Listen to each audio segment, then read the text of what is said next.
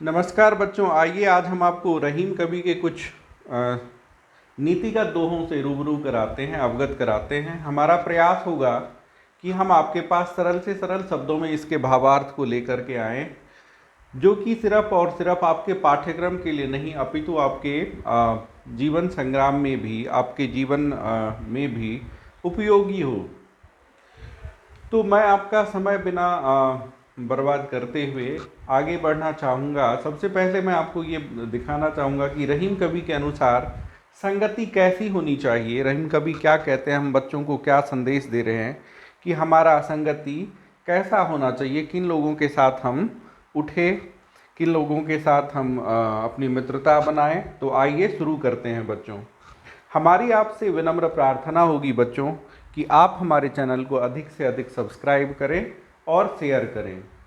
अगर जो बच्चों आप हमारे को कोई फीडबैक देना चाहें तो आप हमारे कमेंट सेक्शन में जाकर के फीडबैक दे सकते हैं, है ना। हम आपके फीडबैक का तहे दिल से स्वागत करते हैं। तो आइए बच्चों, एक बार फिर से आपका स्वागत है। अब देखिए, पहला श्लोक है, रहीमन नीचन संग बसी लगत कलंक न काहि, दूध कलारिन हाथ लखे मद समझहि सब ताहि। क्या क्या है? एक तो नीचन संग और कलंक। रहीम कवि कहते हैं, रहीम कवि हम बच्चों से कह रहे हैं कि बच्चों अगर आप निम्न तबके के लोगों के साथ रहोगे, यहाँ पे बच्चों मैं स्पष्ट कर देना चाहता हूँ कि निम्न का अर्थ किसी जातिगत में नहीं है या किसी धर्म विशेष से नहीं है। निम्न का अर्थ है जिनकी बुद्धि निम्न होती है, जो दुर्जन स्वभाव वाले लोग होते हैं, जो दूषित स्वभाव वाले लोग होते हैं, दूषित प्रवृत्ति वाले लोग होते हैं।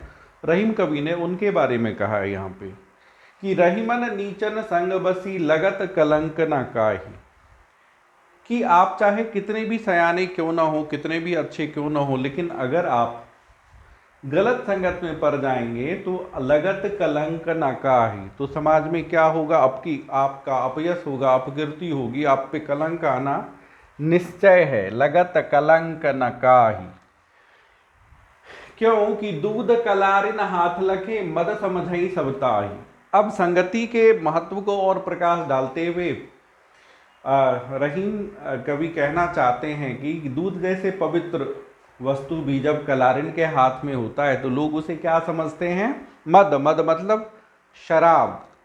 कि जैसे व्यक्ति के साथ में आप रहोगे, आपका चरित्र भी धीरे धीरे वैसा ही हो जाता है, आपके आचरण भी वैसे ही होने लगते हैं। जिस तरह से दूध जैसे पवित्र पदार्थ भी, दूध जैसे पवित्र वस्तु भी अगर कलारिन के हाथ हो तो लोग उन्हें प्रथम दृष्टया क्या समझते हैं कि यह शराब ही होगा। मद मतलब शराब।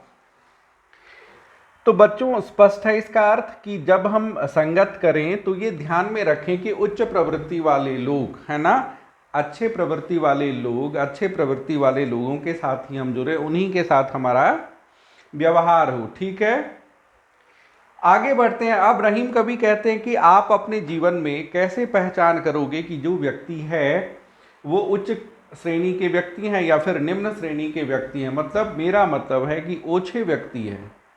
तो कैसे कह रहे हैं? जो रहीम ओछो बढ़े। ध्यान से देखिएगा बच्चों, जो रहीम ओछो बढ़े तो अति ही इतराय।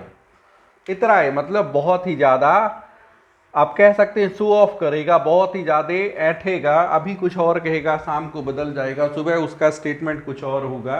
कैसे लोगों के बारे में रहीम कवि कहते हैं ये कि निम्न प्रवृत्ति के लोगों के पास अगर कहीं से धन आ जाए या वो मान लीजिए किसी तरीके से उन्होंने तरक्की कर ली, उन्नति मिल गया उन्हें, तो वो क्या होता है?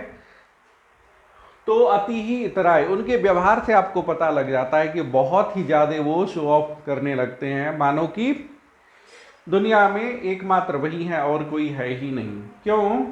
जैसे प्यादे से फर्दी भयो टेढ़ो टेढ़ो जाए। जो बच्चे शतरंज का खेल खेलते होंगे, चेस जो खेलते होंगे, उन्हें पता होता है कि इसमें एक प्यादा होता है। प्यादा क्या होता है? नॉर्मली सीधा चाल चलता है ना। लेकिन जैसे ही प्यादा से वो फर्दी में एक मोमेंट आता है कि प्यादा अगर फर्दी के घर में चलते हुए एंटर कर जाए तो वो फर्दी बन जाता है। तो उसके बाद क्या होता है? वो टेढ़ हो जाए, फिर वो फिर वो सीधा टेढ़ा एड़ा ऐसा भी चलना शुरू कर देता है। ठीक उसी तरह से जो निम्न प्रवृत्ति के लोग होते हैं, जो निम्न विचार वाले लोग होते हैं, अगर उनके पास किसी तरह से धन का संचय हो जाए या अगर वो धनवान हो जाए तो आपको पता चल जाता है उनके शो ऑफ से, उनके चलने बोलने उठने के तरीके से कि यह निम्न व्यक्ति है। जबकि मैंने आपको पहले भी बताया था कि अगर उदार प्रवृत्ति वाले लोग होंगे तो उनका क्या होगा कि उदये सविता रक्तु रक्तश्चास्तमये यथा, है ना, कि जैसे भगवान सूर्य उगते हुए भी लालिमा को ग्रहण किए हुए रहते हैं और डूबते हुए जब वो अस्त होते हैं तब भी अपने लालिमा को ग्रहण किए हुए रहते हैं, वैसे ही महान प्रवृत्ति वाले लोग संपत्तो च विपत्तो च महताम एक रूपता, जो महान व्यक्ति हैं, जो प्रवृत्ति से, जो संस्कार से महान लोग हैं, उनको संपत्ति में भी अर्थात सुख में भी और दुख में भी उनका आचरण एक सा ही रहेगा बच्चों, आप उनमें डिफरेंस नहीं कर पाओगे, है ना, क्योंकि उनका स्वभाव फिर क्या हो जाता है, पानी जैसा बिल्कुल स्थिर हो जाता है, महान समंदर के जैसे। ऐसे व्यक्ति का आचरण महान समंदर जैसे होते, जो महान व्यक्ति होते हैं, कि उसमें क्या होगा, फिर थोड़ा मोड़ा पानी अगर आ भी जाए तो क्या वह समुद्र को विचलित कर सकता है, नहीं। ठीक उसी तरह से महान व्यक्ति का जीवन होता है। तो रहीम कवि इसमें आपको भेद करने को बता रहे हैं कि ओछे व्यक्ति मतलब क्या कह सकते हैं आप, निम्न चरित्र वाले व्यक्ति की पहचान आप कैसे कर सकते हैं। अब आगे देखिए, जीवन में सादगी के महत्व पे कबीर रहीम जी प्रकाश डालते हुए कह रहे हैं कि रहीमन सीधी चाल सो प्यादा हो तो वजीर, कि सीधा सीधा चलते हुए रहीम कवि कहते हैं कि जो जीवन में सीधे मार्ग को अपनाते हैं, है ना, जो सरल चाल से अपना काम करते जाते हैं, वो क्या हो तो वजीर, सर्वश्रेष्ठता को पा लिया। एक तरह से अगर आप देखेंगे, प्यादा सबसे छोटा होता है, लेकिन सीधा चलते चलते वह क्या होता है, वजीर बन जाता है, सबसे पावरफुल बन जाता है। जबकि फर्जी साह न हुई सके गति टेढ़ी तासीर, जिन जिन उसमें चेस में जैसे ऊंट होता है वो टेढ़ा मेढ़ा जाता है, या फिर जैसे हाथी है वो भी चलता है, तो क्या होगा, क्या वो कभी वजीर बन सकते हैं, नहीं बन सकते। कहने का मतलब है कि अगर आप टेढ़ी मेढ़ी चाल से चलेंगे जिंदगी में तो आप तरक्की के या आप प्रगति के शिखर पे नहीं पहुंच पाएंगे। लेकिन अगर आप सीधा और सरल चाल से चलते रहेंगे, अपना काम करते रहेंगे, तो आप प्रगति के शिखर तक पहुंच सकते हैं, सफलता आपके कदमों को चूम सकती है। तो रहीम कभी हम बच्चों को ये सीख देना चाहते हैं कि हमें जीवन में जितना सिंपल से सिंपल, सादा से सादा हो सके, अपना व्यवहार और अपना आचरण बिल्कुल ही सादा और सरल रखना चाहिए, अगर हम जीवन में सफलता को हासिल करना चाहते हैं। आगे बढ़ते हैं बच्चों, ये कह रहे हैं कि अगर कोई मनुष्य इन चीजों से रहित है, कि अगर आपका जन्म मनुष्य में हुआ है फिर भी आपके पास इनमें से क्या क्या नहीं है, रहीमन विद्या बुद्धि नहीं, कि जिस मनुष्य को विद्या मतलब वो विद्यावान नहीं है, बुद्धिवान भी नहीं है, बुद्धिमान नहीं है, नहीं धर्म जस दान, ना तो धर्मात्मा है, ना यशस्वी है, ना दानी है। क्या क्या चीज नहीं है, ना तो वो बंदा विद्वान है, ना तो बुद्धिमान है, ना तो धर्म का ज्ञाता है, ना तो धर्म कर्म का ज्ञान है, ना यशस्वी और ना ही दानी है। तो उनके लिए रहीम कवि कहते हैं कि भू पर जन्म वृथा धरे पशु बिनु पूछ विषान, भू मतलब पृथ्वी, ऐसे मनुष्य का, ऐसे लोग का पृथ्वी पर जन्म वृथा धरे, व्यर्थ है। ऐसे लोग पृथ्वी पर व्यर्थ हैं, बेकार हैं। कैसे, पशु बिनु पूछ विखान, ऐसे पशु हैं और जानवर भी कैसे हैं, जिनको ना तो पूछ है ना तो विष है, विष मत, है ना। मतलब रहीम कवि बच्चों से ये संदेश देना चाह रहे हैं कि बच्चों, इनमें से कोई ना कोई गुण तो आपके पास होना चाहिए। या तो आप विद्वान बनो पढ़ लिख के, या तो आपको बुद्धिमान होना चाहिए, या आप धर्मज्ञ बनो, आपको धर्म का ज्ञान होना चाहिए, या यशस्वी बनो या दानी बनो। दानवीर कर्ण को संसार में कौन नहीं जानता है ना। आज भी बच्चों, जब भी हम दानवीर की बात करते हैं तो हमारे जुआ पे सबसे पहले दानवीर कर्ण की ही आते हैं। ठीक उसी तरह से रहीम कवि कहते हैं हम बच्चों से ये संदेश देना चाहते हैं कि बच्चे, अगर आप मनुष्य बन के जन्म लिए हो, आपका मनुष्य में आप प्रवृत्त हो इस धरती पे, तो सबसे पहले तो आपको विद्या का संचय करना चाहिए। आपको अगर विद्या नहीं है तो फिर उस व्यक्ति को बुद्धिमान होना चाहिए, या फिर धर्मज्ञ होना चाहिए, यशस्वी होना चाहिए, दानी होना चाहिए। अगर इनमें से एक भी गुण नहीं है तो रहीम कवि के अनुसार वह व्यक्ति बिल्कुल ही पशु है। और कैसा पशु है? जिनके कुछ भी नहीं है और जिनमें विश्व भी नहीं है। मतलब ऐसे मनुष्य का पृथ्वी पर होना एक भार स्वरूप है ना। इसका मैंने संस्कृत में एक जगह उल्लेख किया था एक श्लोक में, ये संग न विद्या न तपो न दानं ज्ञानं न शीलं न गुणो न धर्म ते मर्त्यलोके भुवि भार भूता मनुष्य रूपेण मृगाश्चरन्ति। कि जिस मनुष्य को इन सब में से कुछ भी नहीं है वो पृथ्वी पे भार स्वरूप है, और वो मृग मृग मतलब पशुवत क्या करते हैं? विचरण करते रहते हैं, इधर उधर भटकते रहते हैं। तो बच्चों, आपको ये चाहिए कि इन सद्गुणों में से समस्त सद्गुण आप में हो, अगर ना हो तो कम से कम एक ना एक गुण तो अवश्य होना चाहिए। ये मनुष्य का इन सब में से एक, मनुष्य के पास इन सब में से एक गुण का होना अति आवश्यक है, अगर आप मनुष्य के रूप में इस पृथ्वी पर आए हो। आगे आते हैं, रहीम कवि कहते हैं कि रहीमन वित्त अधर्म को, वित्त मतलब धन, कि अधर्म अनैतिक तरीके से अर्जित किया हुआ धन जरत न लागे बार। क्या होता है? ऐसे धन जो कि अनैतिक तरीके से संचय किया गया हो, वो क्या होता है? वो फटाफट उसका नाश हो जाता है, वो फटाफट खत्म हो जाता है। जरत न लागे बार, कैसे? चोरी कर होरी रची भई तनिक में छार। मतलब ऐसी प्रथा है कि जब हम होली का जो वो होलिका दहन के लिए जो हम इकट्ठा करते हैं, उसको जमा करते हैं, उसमें ऐसे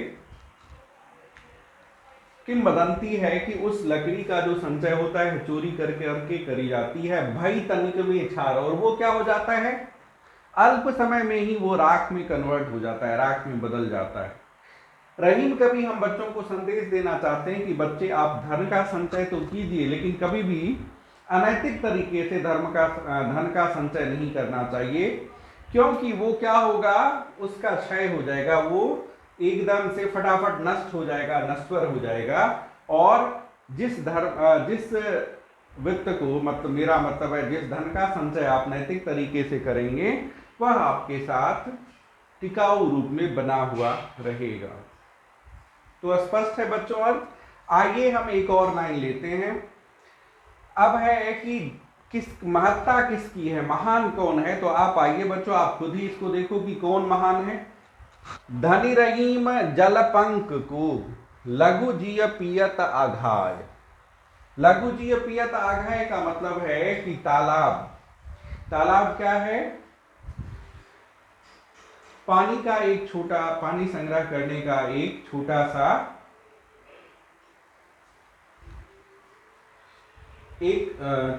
आप कह सकते हैं साधन है, ऐसी जगह जहां पे पानी का जमाव होता है, जल जमाव होता है। लेकिन उस जल से क्या होता है? जो छोटे छोटे जीव उसमें निवास करते हैं वो सब उनको पीते हैं।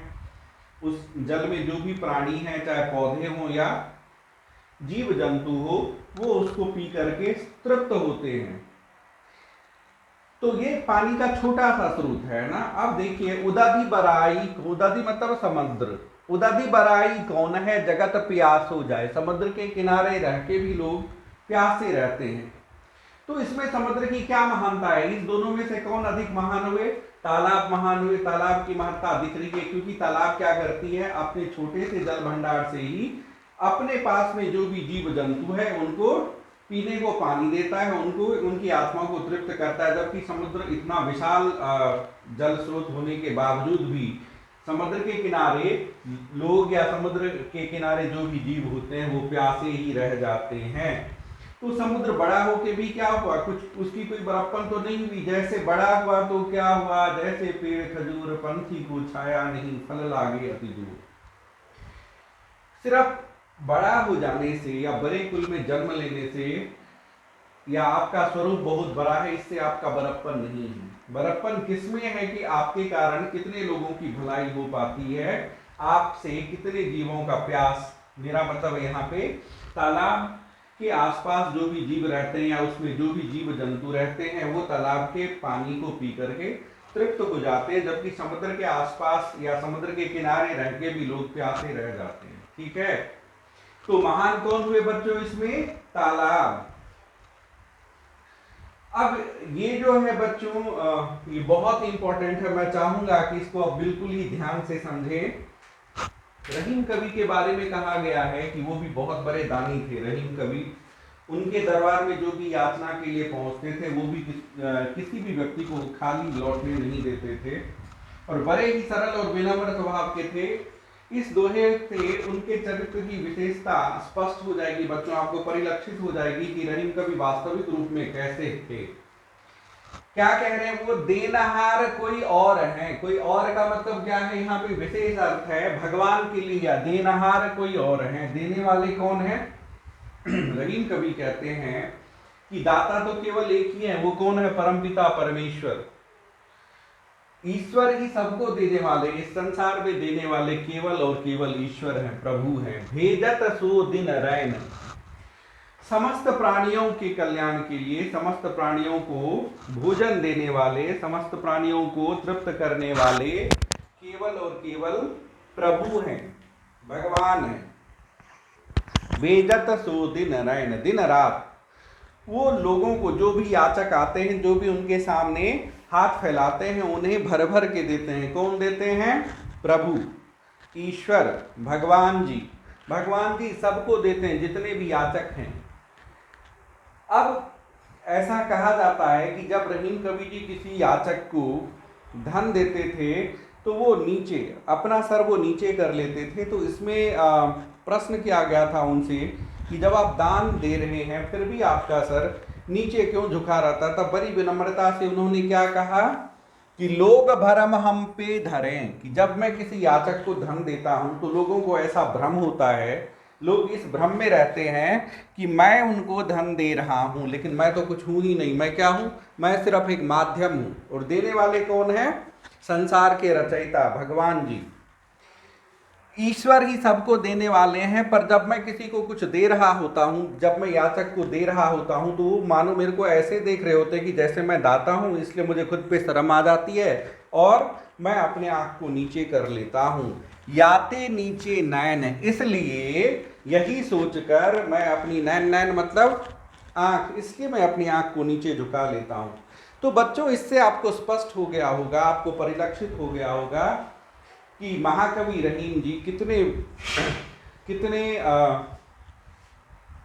सरल स्वभाव के और कितने उच्च विचार के मनुष्य थे, कितने उच्च विचार के मानव थे। कि आजकल के डेट में क्या है कि हम जब किसी को 1 रुपये, 2 रुपये, 5 रुपये, 100 रुपये देते हैं तो व्हाट्सएप पे यहाँ वहाँ फोटो क्लिक करते रहते हैं, फेसबुक पे, इंस्टाग्राम पे, कि हमने इस गरीब को 100 रुपये दिए, हमने इन 10 लोगों को भोजन कराया। लेकिन क्या आपको लगता है कि सही अर्थ में आपने वो दान दिया? नहीं। वास्तव में मेरी नज़र में बच्चों क्या होता है कि हम उसका उपहास बना रहे होते हैं कि हमने इस 5 बच्चों को खिलाया, हमने इस भूखे बच्चों को 100 रुपये दिए, तो क्या यह क्या दान का स्वरूप होना चाहिए? शास्त्रों में भी वर्णित है कि जब आप किसी की मदद करें या जब आप किसी को दान दें या धन दें, जिस रूप में भी दें, वो क्या होना चाहिए? गुप्त होना चाहिए। लेकिन आजकल लोग क्या करें, लोगों ने फैशन बना लिए हैं, किसी को एक कपड़े दे देंगे, पूरे यूट्यूब पे यहाँ वहाँ हर जगह डाल दिए, व्हाट्सएप पे डाल दिए, फेसबुक पे डाल दिए। तो बच्चों रहीम कवि यहाँ पे हम मानव को ये संदेश देना चाहते हैं कि आप देने वाले कोई नहीं हो, देने वाले तो कोई और हैं, दाता दिगंबर भगवान परमेश्वर हैं, ईश्वर हैं। जो भी देना है, याचक हम समस्त संसार हैं, हम उनके आगे हाथ जोड़ के खड़े रहते हैं। और अगर मैं आपको दे रहा हूं कुछ भी, या कोई व्यक्ति किसी को दे रहा है, तो क्या वह दानी है? नहीं, देने वाले तो कोई और हैं, वो सिर्फ माध्यम है। तो रहीम कवि हम मानव को, हम बच्चों को ये संदेश देना चाहते हैं कि बच्चे जब आप किसी को दान दें तो आपका दान गुप्त होना चाहिए, या आप दान देते समय आपके मन में किसी भी प्रकार का घमंड या अभिमान नहीं होना चाहिए, क्योंकि दान देने वाले तो कौन है? सिर्फ परमात्मा है, ईश्वर है। बच्चों मैं उम्मीद करता हूं कि हमने जिस रूप में इसकी व्याख्या करी वह आपके लिए फलदायी हो, आपके जीवन काल में जब भी ये सारी चीज़ें आए तो आप इसको अपने दैनंदिनी में, आप अपने दैनिक जीवन में इसे आत्मसात कर पाएँ, इसे लागू कर पाएँ और आप अच्छे बुरे, भले बुरे और मनुष्य का जीवन कैसा होना चाहिए, धन का संचय कैसा होना चाहिए, जीवन पथ पे हमें किस प्रकार से चलना चाहिए, है ना, और हमारा संगत कैसा होना चाहिए, जब हम किसी को दान करें तो उस समय हमारा व्यवहार कैसा होना चाहिए, इन सारी बातों पे आप ध्यान रखेंगे और आप इसे अपने जीवन में अवश्य ही लाएंगे। इसी उम्मीद के साथ बच्चों की आप हमारे चैनल को सब्सक्राइब करेंगे, अधिक से अधिक शेयर करेंगे और लाइक करेंगे। बच्चों, हम आपसे लेना चाहेंगे विदा। हमारे साथ बने रहने के लिए और हमारे इस सेशन को, हमारे वीडियो को देखने के लिए तहे दिल से धन्यवाद, शुक्रिया। फिर मिलेंगे कुछ नए टॉपिक के साथ, कुछ नए तथ्यों के साथ। तब तक बच्चों हम आपसे लेना चाहेंगे विदा। जय हिंद।